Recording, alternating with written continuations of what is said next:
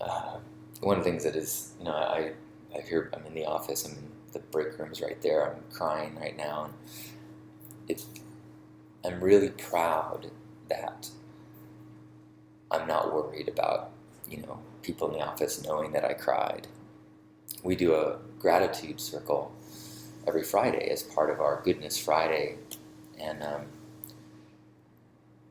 and it's at times very emotional, um, and sometimes there are people tear up a little bit. Last Friday, I started crying as I shared my gratitude for my girlfriend, and I was, it was weird that I felt so comfortable, and then later I just felt so proud and honored that that's the space that we've created in the workplace.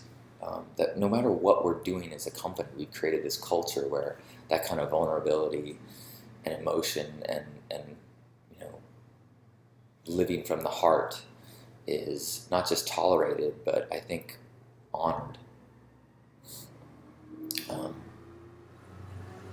and that's been my experience for years. I mean, the internet taught me that there is great power in vulnerability. When I first started sharing stories where I shared insecurities, I was afraid that people would judge me. I'd give them this fuel, right? And then they would attack me with it. But that's not what happened. The vast majority of the responses were so supportive, so loving, so like, the more, oh, you've shared your weaknesses, here's more love. And so I started to gain more faith and courage as I realized, wow, that the more I reveal my weaknesses, the more invincible I become because I've removed the rock that you can throw at me. If I tell you this is something that is a fear of mine, and then you go, oh yeah? Well, you're that. And I'm like, yes, that's what I just said. So like I wrote an article one time about my insecurity about my complexion.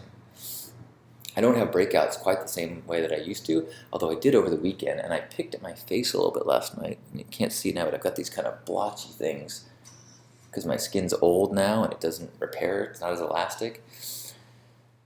Anyway, when I first wrote an article about my complexion, it was so empowering and so like, oh, I don't have to hide this. I went through years of my life where I wore foundation and powder every day because I was so embarrassed about my blotchy skin, usually from picking at zits.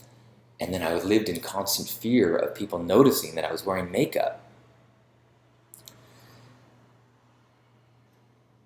And I remember one year when someone said, and I think in high school, someone said, dude, your skin's all orange, because I was wearing self-tanner. And I was so humiliated. And then a couple years later, someone said, your skin's kind of orange. And I said, oh, it's because I'm using self-tanner.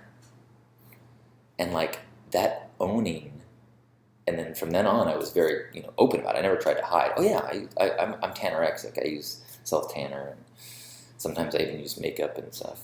And it's like, judge me if you will, but at least you're judging real me. And I'm allowing you in that vulnerability to love me because I've got no agenda except to be honest. And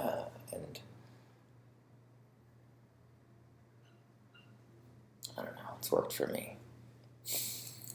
And I know the people that I respect are the ones that have chinks in the armor. I find perfect individuals to be inspiring, but I'm not as good a teacher for me because I don't quite identify with that as well. Maybe I will someday meet a guru who is perfect. Even my grandfather, who I consider to be a very wise and pretty amazing man, struggled sometimes and got lonely and sometimes got depressed. But he was a human being, so he would have his dips and then he would get back to cone. So thank you for being a part of this cone. Thank you for all the love. Thank you for being you.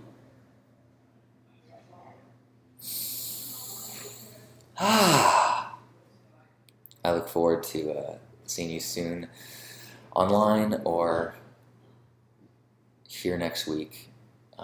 I've been posting less online because I've been so busy, but I appreciate it. I love you. I apparently have to go now. Have an amazing day.